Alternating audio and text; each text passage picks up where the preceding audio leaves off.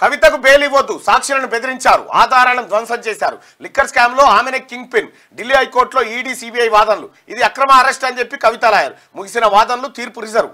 Delhi liquor scam లో BRS MLC కవితనే king pin అని, ఈ వ్యవహారంలో ఆమెనే ప్రధాన లబ్ధిదారు అని ఢిల్లీ హైకోర్టుకు ఈడీ సిబిఐ తెలిపాయి. కీలక ఆధారాలను కవిత ధ్వంసం చేశారని, సాక్షులను బెదిరించారని చెప్పారు.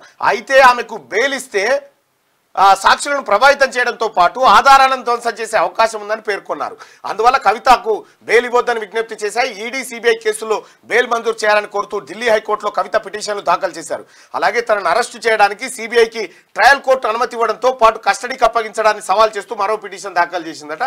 అదే సారదంద కేసులో అరెస్ట్ అయినటువంటి కవిత ఏ సెల్ ఫోన్లను గుర్రాల మీద పెట్టి ఇట్లా గుద్ది పలగొట్టింది చూడు, అట్లా చేస్తుంది. బయటికి పంపిస్తే ఇంకెన్ని వాళ్ళ కొడుతుందో, అందుకే ఈమెకి ఇవ్వద్దు, బెయిల్ ఇవ్వద్దు అని చెప్పి కోర్టుకు ఈడీ అధికారులు, ఈడీ లాయర్లు చెప్పారట.